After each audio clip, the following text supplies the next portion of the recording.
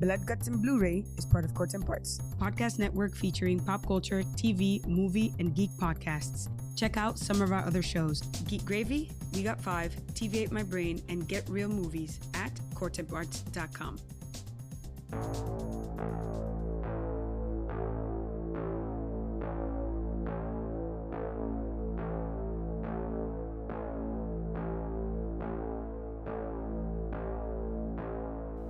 Coming to you undead from Elm Street in fictional Haddonfield with a beautiful view of Crystal Lake, the podcast where every day is Friday the 13th and every night is Halloween. You are listening to Blood, Guts, and Blu-ray, part of the Core Temp Arts Podcast Network. Here are your hosts, Bloodbath, Bub, and Brett 667, the neighbor of the beast. Thank you for joining us for Blood, Guts, and Blu-ray, episode number 13, which we are appropriately talking about the movie 13 Sins. I'm Brett 667, the neighbor of the beast. And I'm Bub. And we are unfortunately without Bloodbath for this episode. He had a prior engagement, so Bub and I are taking the reins for the evening. So, Blood, Guts, and Blu-ray is the official horror podcast of Core Temps Arts. It can be found on iTunes, Stitcher, YouTube, TuneIn, and Google Play. If you want to reach out and talk to us, we're on Facebook, Twitter, Instagram, the Core Temps Arts Facebook page. You can ask us questions, tell us what you think, lift us up, or break our very spirits. Really, whatever floats your boat. Just to kick it off, Bub, you got some killer news for us tonight.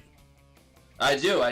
You know what? Supposedly they're gonna release a new Night of the Living Dead Blu-ray. You know, I guess George Romero and Martin Scorsese are working on it. Really? And it's supposed to include an extra 9 minutes of lost footage. Oh my God, that's awesome. Yeah, so it should be good, you know? I don't know, with Scorsese, it might be kind of weird, you know? I think he's doing, like, some commentary on it and stuff. Awesome. Yeah, you know, I'm always a little worried about extended editions, especially, like, the lost 9 minutes, but for that film, I will definitely want to watch that. Yeah, definitely. And then, let's see. You know what, they just started a petition, like, I guess it's like, you know, for Lionsgate, to release this unseen footage from the original Blair Witch. So, I think there's like 18,000 people who signed this petition. I guess Lionsgate has all this extra footage that they never released back in, like, 1988, or 1998. I wonder what on, I mean, would it be, like, maybe actually showing the Blair Witch? I mean, that would kind of screw it up a little bit. I wonder what the missing part of that film is. Yeah, I'm not too sure. You know what? They haven't. They don't want to release it though. So you know, it might be something cheesy. I bet you it's definitely something cheesy. It's like a woman with like, you know, like the eye contacts, like with rotting face. Like I'm sure that they're like, no, please don't make us do this. That makes me want to see it more.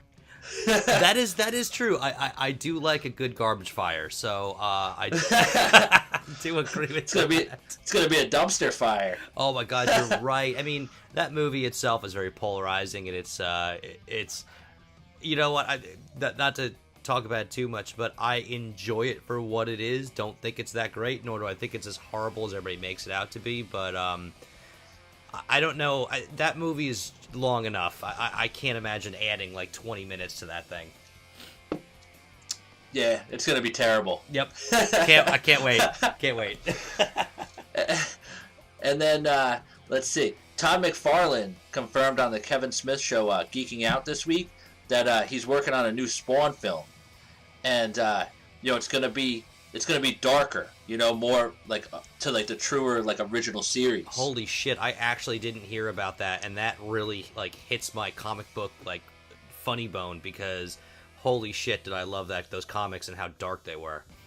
Oh yeah, you know, and like the movie that came out like, you know, back in the 90s, it was like, you know, John Leguizamo, and like, you know, it was kind of, you know, it was more like comedy dark, you know, but this is going to be more like true to the comics. Did you ever watch, which I don't think I've really met many people who have, but did you ever watch the 3 seasons of the Spawn comic on, or the Spawn animated series on HBO?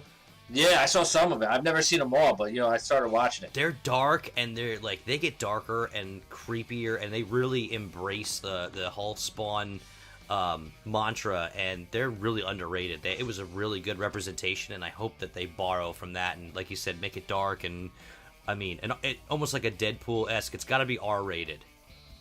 Oh yeah, definitely. It's got to be with clown. I mean, every word out of his mouth is just obscenity and disgust. Like, it's got to be R. Yeah, I'm excited about that. You know, they're doing a lot of like different remakes. So, Toxic Avenger, they're gonna do Toxic Avenger too, 30 years later. I did hear about that. I'm really excited because that first one is just so funny. Oh man. But yeah, that's pretty much all the stuff going on in the news for horror this week. Oh, nice. I mean, that's some really cool stuff. I mean, obviously everything is a remake these days, but I will definitely see the extended edition of Night of the Living Dead, and I'll definitely see the new Spawn without a doubt. Blair Witch, I think I might just I don't know, if you see it and you say it's absolutely horrendous, I will definitely cozy up to a blanket and just snuggle up and watch it and just laugh. Beautiful. Okay, so if that's all for killer news, before we get rolling on 13 Sins, which is the movie we chose appropriately for our 13th episode, I kind of wanted to go a little bit off topic. When we have Bloodbath here, he usually has a strong opinion about something, and he kind of goes off on the deep end, off topic, which for today I'm going to call it off topic. And I really wanted to talk about non-horror. And, you know, Bub, we all have little humans, little versions of ourselves. We've popped them out. And I've been noticing recently, I don't know if your kid's at the age where you're really going to a lot of movies, but my daughter is, and I'm watching a lot of these kids' movies, and I'm really getting really fucking stoked about how much they're embracing really dark and uncomfortable scenarios and situations, and some flat-out horror. Today, I recently took my daughter to go see Kubo and the Two Strings, and first of all, fucking awesome. Great movie. But there were some parts in it where I'm like, I gotta look over at my daughter and see, like, if she's kind of freaked out right now, because if I was 5 and like there was a kid at the bottom of the ocean, and these big creatures with these big glowing eyes that are like Venus flytraps, and then there's like a sarlacc pit mouth sucking this child in to eat it and devour it, I'd be kind of freaked out. Oh yeah, man. You know what? That would creep me out too. You know. But yeah, definitely. Like, I feel like they've always been like inching up to that. You know, like all these Disney films where, like, you know, the parents die in the beginning and stuff like that. You got like Bambi, Finding Nemo. You know. Yep. So I think, you know, it's they've been like inching up to that. You know. And that's exactly what I was going to mention too. Is that I feel like that's awesome because, yeah, Disney movies, we had dark things. You know, parents were always dying. It was always off screen. It was always really, it was really subdued and muted. And like now, like especially with Kubo, and I don't want to ruin anything, death is just prevalent through the entire film, and basically like a few characters die a couple times, and I'm just like, Jesus, like, the shit they're putting this fucking kid through. I mean, my God. And I'm like, that's what makes it so good, and I think that's awesome for the kids of the future, because I feel like that's, me personally, I know people will be like, you're demoralizing your child, but I like movies like Coraline that are creepy for a kid. I like them facing scary things head on and seeing good endings. I think that's a good moral to teach our kids. More kids horror movies. More kids. Night of the Living Toddler. You're listening to Blood, Guts, and Blu-ray. Let us know what you think by reaching out to us. We can be found on Twitter, Tumblr, Instagram, or Facebook by simply searching Blood, Guts, and Blu-ray. To suggest a film or trailer you think we should discuss, or to comment on this or any other episode, send an email to bloodgutsandbluray@gmail.com. We will always get back to you. Thank you for listening to Blood, Guts, and Blu-ray, and enjoy the rest of the show. All right, so the film that you chose is 13 Sins, which came out in 2014, directed by Daniel Stam. I did a terrible job watching this movie because I realized at the end of it I should be watching to see how many people died, so I'm going to estimate it's around 10. And there is a factor in that. We don't know what somebody else is doing throughout the film, with more on that later. There's no naughty count that I could recollect. Estimated budget was around $4 million, but it only brought home $9,134 per IMDb. But it was only released on like 45 screens, so not really much to go on there. That was kind of the whole purpose of it. So basically, the synopsis of this film is that Elliot Brittle is or Brindle, sorry, Elliot Brindle his name should be Brittle, but he's a salesman. Because he's weak. He really, well, he starts off that way. So he's a down and out salesman who loses his job insurance for not being aggressive and strong. He was obviously the kind of kid that was tormented when he was younger. Super nice guy, never fought back, non-confrontational. He's about to get married. He has a racist father who's going to decide to move in with him. He's got a kid on the way, and he's also keeping his special needs brother out of the institute that they want to put him in. So when he loses his job, he is just in deep shit. And he gets a mysterious phone call one day while sitting at a red light fighting a fly. And this voice tells him basically that they're going to give him, he's on a new game show, or basically it's like contestants have to go through with 13 acts and 13 challenges, and if every time they do that, they get exponentially more money deposited into their account. But of course, as this goes on, the requests become more gruesome, disturbing, strange. It's super illegal. And if he quits, he loses it all. If he wins, he gets the money, and they erase all the legal issues. So, which leads up to a really stressful and what's the word I'm looking for? Suspenseful ending. So, Bub, tell me, man, what's your favorite challenge?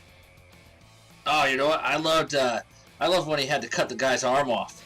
Oh my God, yeah, I just thought of that one recently. Yeah, it popped in my head while I was doing it, trying to think of all the challenges, man. Ugh.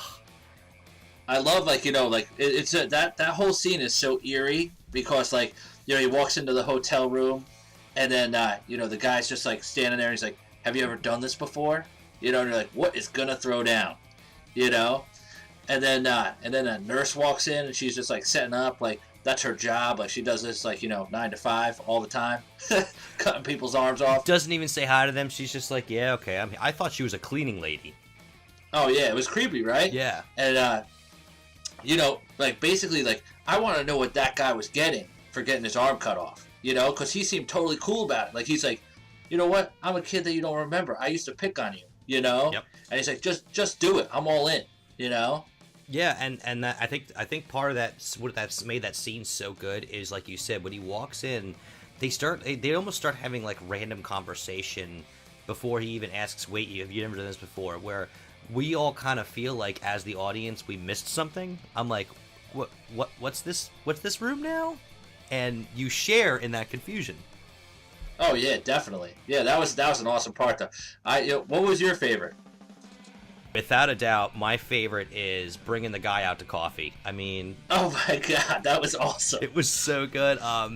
This movie, and I got to interject on this. This movie does claim itself to be, and it is a remake. I didn't mention that it is a remake. Do you remember what the name of the remake? It was from 13 Beloved or something.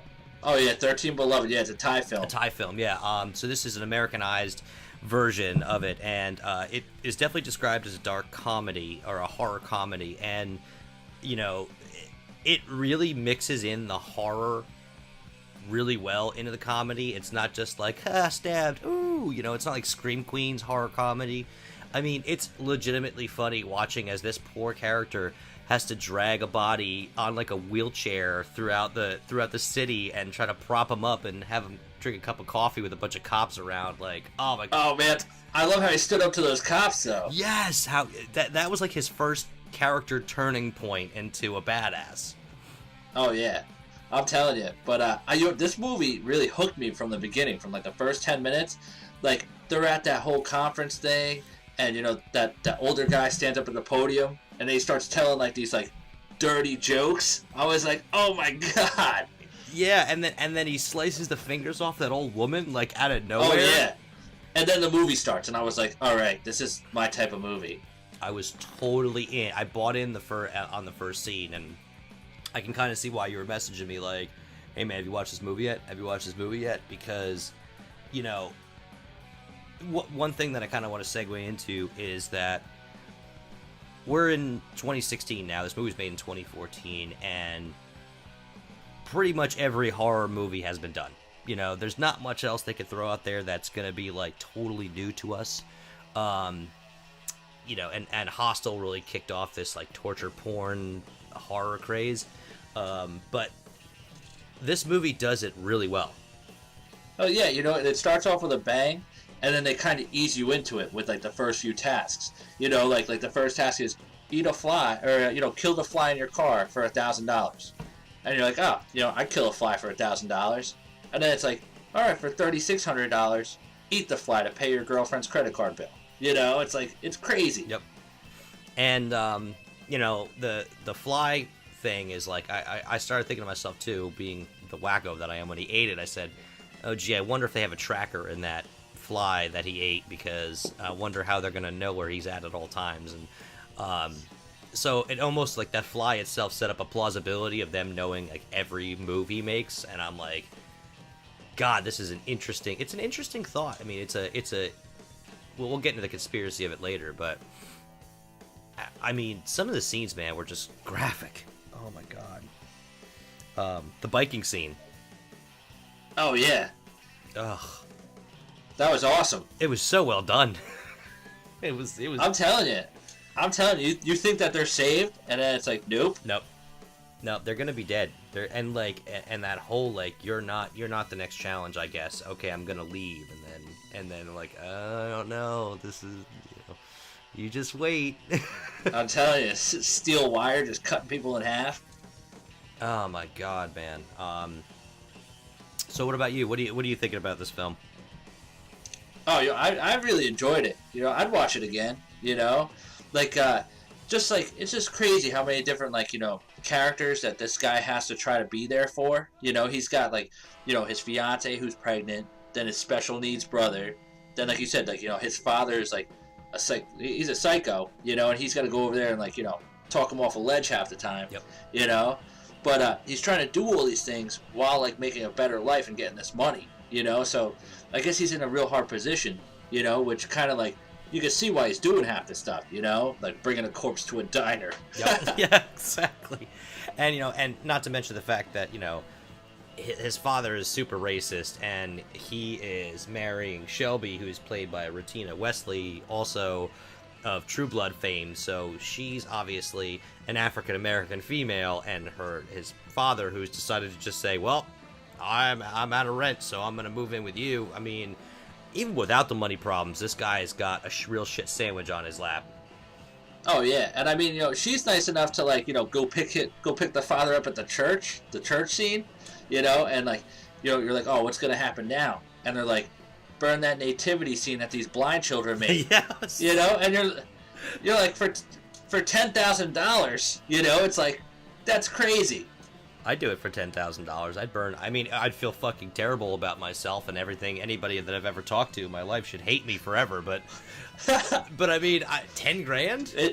10 G's. Gotta do it. Yeah. So we touched on the wife. One of the things I actually didn't like about the movie is I felt like the wife seemed like a very smart and caring individual who just totally fucking accepted that her future husband is just gonna run off with homeless people and disappear. Like, she was so, like, like, she puts up a fight, obviously, but, like, he walks in after a day of just running down the street to their wedding reception, which I'm pretty sure he should have been a part of before the guests get there. Not reception, recital. And she's just like, hey, baby, and kisses him. I'm like, this woman is a saint, or she's crazier than everybody else in the movie. Oh yeah, but I love like whenever like something was going like everything was like nice and even flow, basically like he gets that recital and then it's like break all the crystal, like that guy can't catch a break. Piss in one of the flower arrangements or something. Oh yeah, I love it. He's like telling the guards, he's like, look away, don't look at me. It was definitely like I felt more uncomfortable for that than like some of the other stuff. Obviously, like going further in the challenges, I was definitely uncomfortable. But I felt bad for him at that wedding recital, because there's your future mother and father-in-law and all the family and all the stuff. And obviously, you don't really have much of your family there, so your life is predicated on your future wife Shelby's family. And you're tasked with breaking 75% of the china at the place. I was like, holy shit, this poor man. Well, I love how he like escapes it, and he like jams up the doorway, and all the guards are on the other side yelling at him. And then it's like, if things couldn't get any worse, he's like, you could see like at that point he's like, I did it, and he was like real like he was real full of himself. And then they're like, well, now you got to open the door. Your next task is to let them arrest you. It's like, oh, that sucks. Are you kidding me? Like, because he pulled it off with having an excuse for why he did it. He didn't look like a total psycho. Yeah. But which they addressed, which I think was cool. Where they said, you still care what people think about you. We're gonna change that. And oh yeah. Yeah. Another character I really liked and was Ron Perlman's Detective Chilcote. Oh, yeah. Because Ron Perlman's chin is always welcome in any movie that I'm watching. It's its own character. It is its own character, because his mouth moves, but the chin moves on its own rate. He was interesting character throughout the movie, because he always kind of seemed like he had a bead on things, and all like he was an underlying darkness that was throughout the entire film, because obviously he was catching up to Elliot, and you could tell he was like always a few steps behind him, and was really the only one on the force that had any of the capability to kind of understand what was going on. Which of course he catches that big break with I forgot what his name was, but the guy that had his wife that ate their dog or whatever, that was a former contestant. Oh yeah. He was cool too, but I liked having Ron. I know this can sound stupid, but I liked having Ron Perlman be the police officer, because it was another like ho-hum fat detective that was smoking a cigar and be like, we gotta figure out what this guy is doing. I would have been bored, but the fact that it was like, I didn't even see Detective Chilcote. I just saw, shit, you got Ron Perlman on your ass, bro.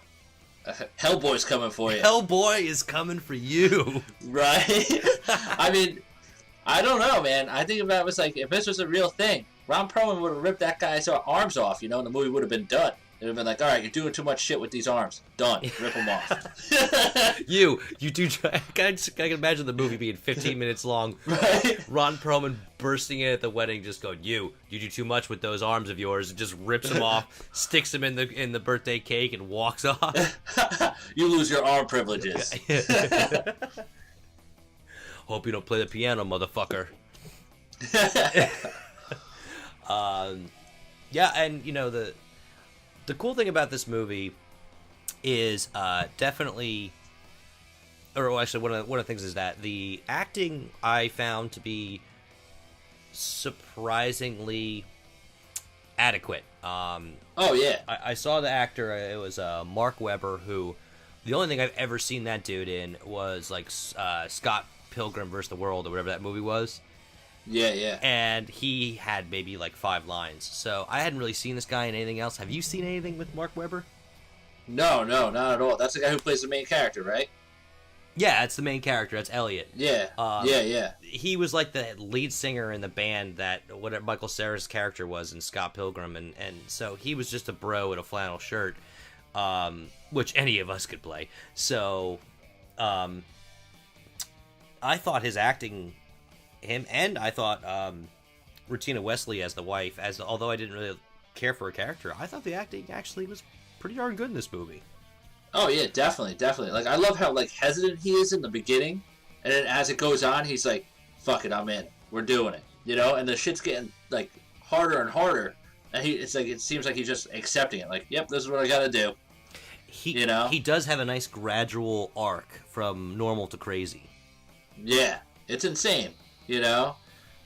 And it not only is it well acted, but that arc is very well written, because this is one of those movies I kind of looked down and I said, oh, wow, it's almost over? Really? Like, I'm pretty shocked by that. Oh, yeah, because there was always something going on. I mean, the movie's like an hour and a half long, but, the way it starts off quick, I felt like it kept my attention, like, really good throughout the whole thing, because you're like, what are they going to make this guy do next?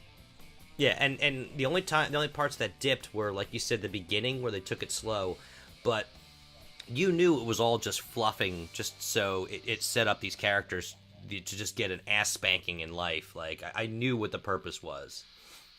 Well, when they were showing like the map in the beginning, when they're showing the credits, you know, and like the actors' names and stuff, like they would show like a skull or a $sign of people who completed it, you know, and there's like you know 50 skulls and maybe like $3 signs. I'm like, this dude's screwed.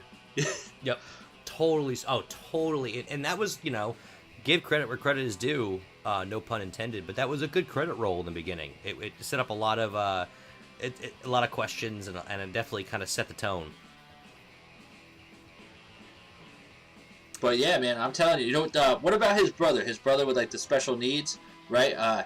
You know who he reminded me of? Like Breaking Bad, Walter White's son. I did. I felt the same thing. Yeah, because right. I liked his character because he was he obviously didn't want to go back to what was it, Willowbrook or wherever the institute he was in, but he was a great character. He wasn't whiny. He wasn't complaining. He was actually really cool, and I feel like the actor did a good job, not, you know, over hamming it, you know.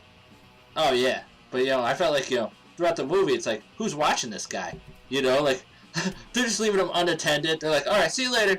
You know, like you'll be good. Well, apparently he's fine because, like, you know, his brother Elliot's dropping him off at places, just like, okay, I'll drive you there, because he's like, I took my pill, I can't drive, and he's like, all right, fine. He just drops him off, like, to go on a date. I'm like, all right. You go, dude. Right? Like, get it in, brother. So obviously this movie does hit the 5-year, we won't spoil it, which is unfortunate because there's so many things we could talk about in the final 15 minutes. Oh yeah, that's when everything ties together. The only thing I could definitely... Well, actually, Bub, what do you think about the ending without spoiling it? How do you think it all, how it all came to be? You know what? I liked it up until, like, the last 4 minutes. Like, the last 4 minutes where he's on the phone, they didn't need to do that. Yep. I didn't like the individual... I didn't like the super last confrontation.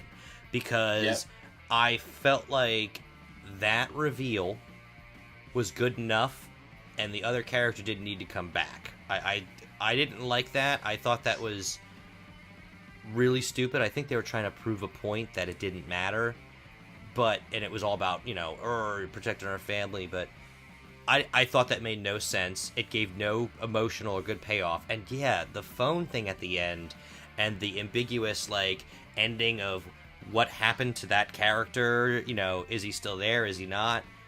I was like, oh my God, that's so cliche. That ruined everything. I'm telling you, you know, because, like, the first, like, you know, hour and 20 minutes of this movie, it's like, go, go, go. Like, who's in on this? What's happening? You know, people are doing crazy things. You don't know who to trust, basically, you know? Like, are they part of the game? Are they not, you know? And then all of a sudden it just comes to a halt at the end. And you're like, oh, what is this? Yeah, and especially because, you know, of the whole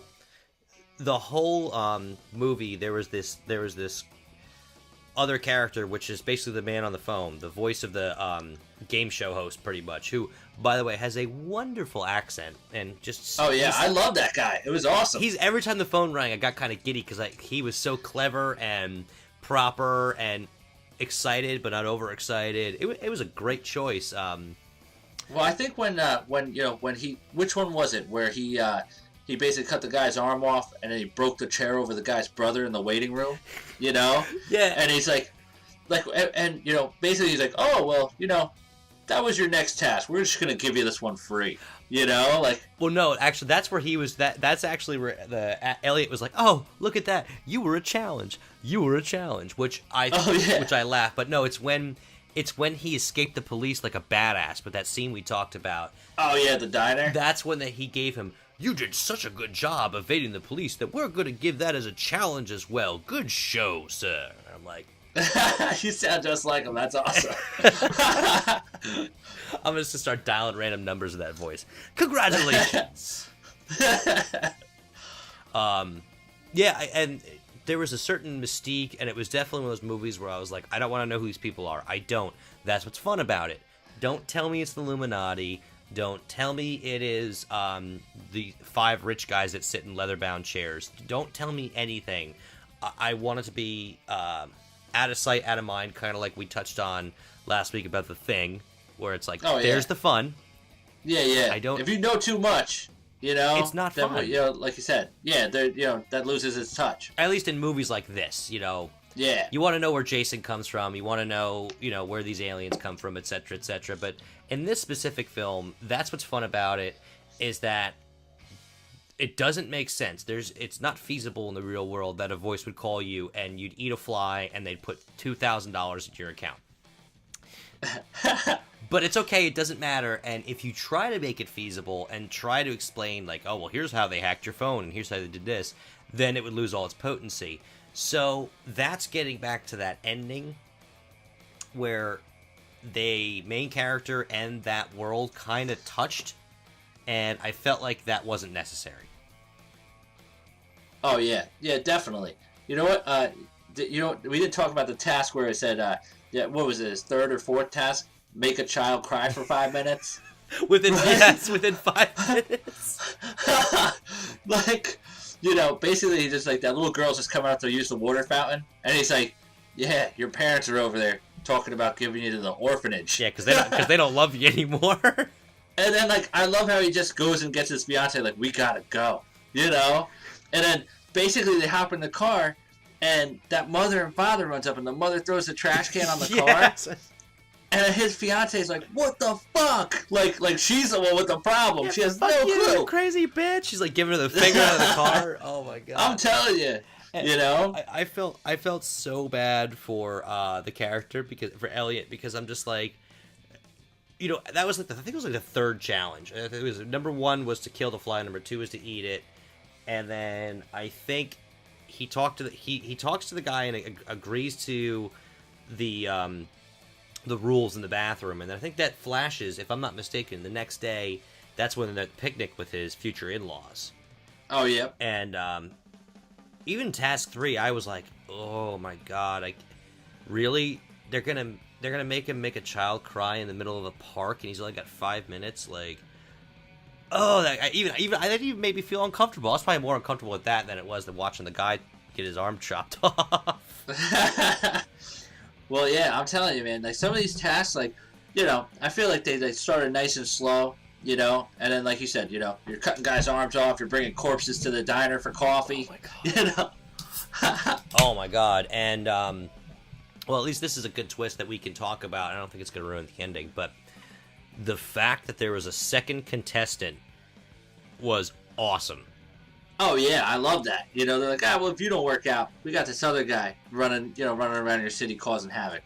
Yeah, I thought that was great because the whole movie never really alluded to it, and then if you see the ending, which we can't talk about, and you go back in the past and you think of a few scenes beforehand, you say to yourself, yeah, there was a second contestant, and I know who it was. Oh yeah, you know what? Like, once you find out who it is, it's like totally in your mind. You're like I feel like almost like I have to rewatch this movie, just to appreciate. Oh yeah, because there's certain scenes that involve that, and I'm like, yeah, I kind of want to see exactly how it was worded again, because how it was worded to me in the movie, I just believed it was a normal everyday thing. Yeah. And I'm like, yeah, I kind of want to see it now. Watching it again, I want to see if I can pick up the lie. Yeah, because I feel like it was like, it was in the background the whole movie, but until they like kind of put it like out there black and white, I had no clue. I wasn't even thinking of it. No, which was a cool thing, and yeah, like you said, it's really unfortunate that the ending ended and the movie ended the way it did, because I got up just saying, damn, that was like 125 minutes of awesomeness. Because the room before all the shit that we didn't like went down was pretty awesome. Oh yeah. That was definitely. That was some good shit right there. I mean, it kept me hooked the whole time. Oh yeah. Like I said, until the last 15 minutes where certain things happened, and I was like, come on, you ruined your movie. You ruined it. Yeah, you ruined it, and I feel like they cashed out. They cashed out for a happy ending, because honestly, I didn't want a happy ending from this movie. Did you? No, I did not. He's doing so much bad shit during the movie. I'm like, all right, this guy's just going to continue doing bad shit, and that's how he's going to live his life. He's a man now. You know, he's like, he's not that, you know, like when he gets fired, you know, from the insurance sales place. They're like, you didn't sell him the gold package. He's like, well, you know, that was beyond that old woman's needs, you know, and, you know, I'm looking at, like, you know, what she can handle, you know, and how much, you know, I feel like he really thinks about money because how much in debt he is with school loans and, you know, credit cards. So he's looking out for this little old lady, and the guy's like, well, that's why we're firing you. You could have sold her the gold package. Because you're too ethical and moral. Like, we want money. And then as that goes out the window, I was hoping maybe, like, a little touch of him doing all this crazy shit was going to stay with him. You know? But then, like, you know, I don't know. He seems like he goes right back to being that guy at the beginning. He does, and I guess we're kind of spoiling the ending. We're not spoiling anything good, but you're right. I wanted him to complete his transfer into a monster, like, especially with the scene that I liked towards the end before that last 10 minutes. There were plenty of chances for him to completely become the monster, especially with one certain someone, and I'm like, do it. It's gonna break my heart if you do it, but do it because I want to see you become the creature, because that's the point of this whole fucking game, is to show the money, that money makes us monsters, and that the richest of all are the ones that are just peddling us around on the ground, and they're playing with us like mice, which is probably my conspiracy corner, but we'll touch on that. And it didn't happen, and that was the bad ending I wanted to play off of. And the fact that this wasn't really, like, released in worldwide in theaters and wasn't trying to break box offices, it was kind of like it was submitted to a few film festivals. I thought that they would go with that. Oh yeah, you know, because they were trying to do a lot of shocking things, you know. I thought that they would have went for, like, the big shock ending, you know. And I mean, I feel like if they would have, more people would know what this movie is, you know. It wouldn't, I mean, like, that's what people talk about, you know. I remember when Requiem for a Dream came out, you know, and there's a lot of shock factors in that movie, and, you know, that was like a pretty low release movie, you know, but a lot of people were talking about it just because how dark it was, you know. Well, one interesting character that came to my mind, and it's completely offset compared to the horror genre, but have you ever seen Eastern Promises with Viggo Mortensen? No. Oh, shit. Okay, well, that movie's over 5 years old. Fantastic fucking movie. Great movie. But there's a twist at the end, towards the end of the movie, about his character, and then at the end of the movie, it's basically showing him fiddling some prayer beads, and you're wondering who he's turned into. Has he embraced the world he's been in, or is he still the person that he was secretly in the beginning? And I know I'm kind of being abstract and vague, but I'm trying not to ruin the movie because that's a fucking awesome movie you should watch. Yeah, I'll have to watch it. So good. But the look in his eyes at the end of that movie was, I don't know which version of the character he is, and that's what's awesome. I wanted that from Elliot. I wanted him to come home, and I wanted to wonder who his wife was hugging, if it was this new fucked up monster version, or if it was still the sweet and loving, affable, goofy Elliot that was in the beginning. Yeah. And we didn't get that. No, you know, it kind of just, like you said, they took the easy out on the ending, you know? Yep, which makes no sense monetarily, because this movie was obviously not out there to please the masses and pack in the teenagers. It was done for filmites and people that are, you know, that care about stuff like that, and it's a weird juxtaposition. I don't understand it. So, all right. So the one other thing I wanted to kind of touch on with this is, well, you know, Bloodbath had mentioned that, you know, there's a lot of, he wanted to have a conspiracy corner or something, or a conspiracy crawl space about every movie. This one, I don't really have too much with this one because it's painted pretty black and white, but as I was touching on earlier, this film is quite obviously a modern, it's basically like a horror adaptation of our current economy, with the class system and everything, where everything has gone from having multiple classes to kind of having the rich upper 1% up there, and they mentioned that in the film, which I thought to myself, you could read into this film, and you can obviously see all the allusions to modern day and us being in this kind of rat wheel, kind of going in a circle, incremental increases in salary until we deplete our 401k and die. That's the real horror, kids. But but in reality, what I like about this conspiracy is it's obviously under the film's dialogue the entire time. They touch it a little bit, but they never make that the full frontal part of it. And and like I said before, they don't show a bunch of white dudes with beards that are drinking snifters of cognacs and smoking fine cigars in a giant hall. So I think they kept that conspiracy on the lower level, which I agree with.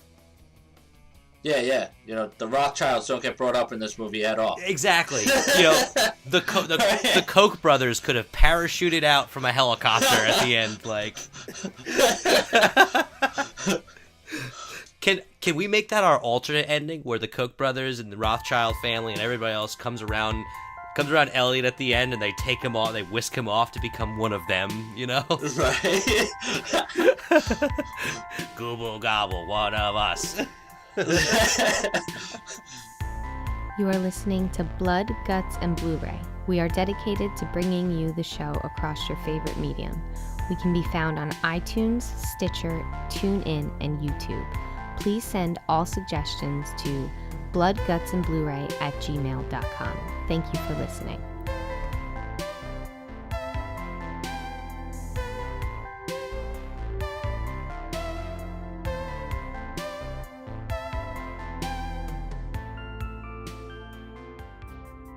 Hey, what are you listening to? Blood, Guts, and Blu-ray. What's Blood, Guts, and Blu-ray? You've never heard of Blood, Guts, and Blu-ray? I've never heard of Blood, Guts, and Blu-ray. Blood, Guts, and Blu-ray is a horror movie podcast. They talk about horror movies they love and even the ones they hate. They're actually really entertaining. You can listen to them on iTunes. Well, what if I don't have iTunes? Then you can find them on Stitcher or YouTube, or we could listen together. Yeah, that sounds great. So, your place and mine. Wait, did you hear that? Hear what?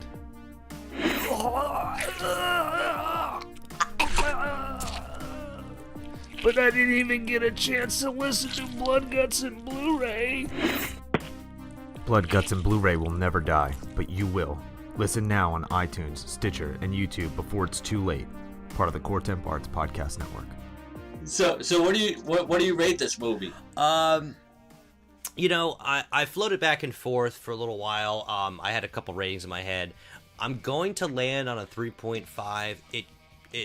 It was dangerously close to a 4, and on a second watch, knowing the ending, it might actually go back up to a 4 with repeated views, because obviously there's a lot of stuff that I may have missed or I may not have seen. So, but still, I have to give it a 3.5. I felt that the ending was extremely underwhelming. The wife is the goal. She's the end goal for Elliot, and she didn't really seem believable, and she didn't really get pulled into the horror like I wanted her to. She puts up with a lot of stuff, though. She puts up with a lot of shit. She's definitely. I'd marry her. I mean, I'm telling you, if I was like, hey, I gotta go hang out with this homeless guy and put his clothes on, and just like the things that he was doing, she was like, "What are you, crazy?" She was like, "All right, I'll see you later. I'll see you for dinner." Just the things that he did to her that she doesn't know about all the other shit, but just the disappearing act alone is like, should I marry this fucking guy? And what's funny is that she never says, she doesn't think that he's sleeping around. She's just like, "Oh, honey, are you getting cold feet?" Yeah, right. She's like, "You're not going to do any better than me." Like, she's very full of herself. Well, and it could be that. Yeah, actually, she probably is. But she also loves him so much that she's just like, she knows because he's little goofy Elliot, So the movie gets a 3.5, bordering close on a 4, but I felt the ending underwhelming. I did find a few characters unbelievable, like the wife.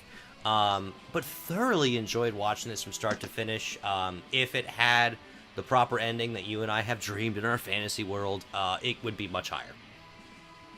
Yeah, I feel that way too. You know what? I gave it a 3. Okay. You know, because I'm telling you, the first 10 minutes of the movie, I thought I was gonna give this movie like a 4.5, something huge. You know, and you know, this like old man in his 70s is telling these dirty jokes to a room full of people. You know, and I was just like, oh, this is gonna be great. And you know, it is for the most part throughout the whole movie. You know, but then like you said, that ending really knocked it down a notch. And the way they tied some of the things in, you know, I feel like they didn't really like use Ron Perlman enough. You know, he wasn't in that movie as much as he should have been. He definitely should have been in more. I completely agree. Yeah, you know, he's like bits and pieces. You know, once in a while he shows up. You know, and I feel like Elliot's on his own a lot in that movie. You know, it's basically just him like wandering around. You know, I feel like if they would have locked it down and kind of like brought those made this character stronger, like the co-characters.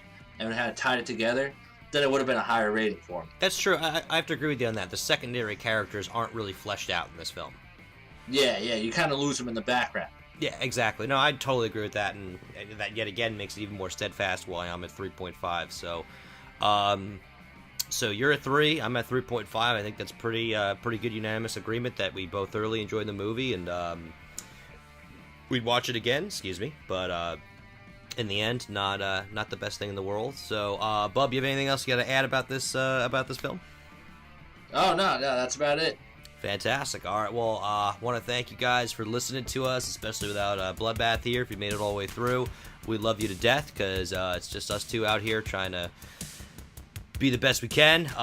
Definitely rate and subscribe, hop online, talk to us, tell us what you think, and we hope you guys have a fantastic evening. Thanks for watching. Thanks for listening. Thanks for listening. Thank you for listening to Blood, Guts, and Blu-ray. Written and hosted by Bloodbath, Bub, and Brett 667. Edited and produced by Bloodbath. Music has been graciously provided by the Slasher Film Festival Strategy and Nightbirds. Artwork and logo have been provided by Bub. Blood, Guts, and Blu-ray is available on iTunes, Stitcher, TuneIn, and YouTube. Be sure to follow us on Facebook, as well as @BloodGutsBluray on Twitter, @BloodGutsandBluray on Instagram, and visit our Tumblr page by going to bloodgutsandbluray.tumblr.com. For any questions regarding the show, advertising, or anything else, please send an email to bloodgutsandbluray@gmail.com. Thanks again, get possessed.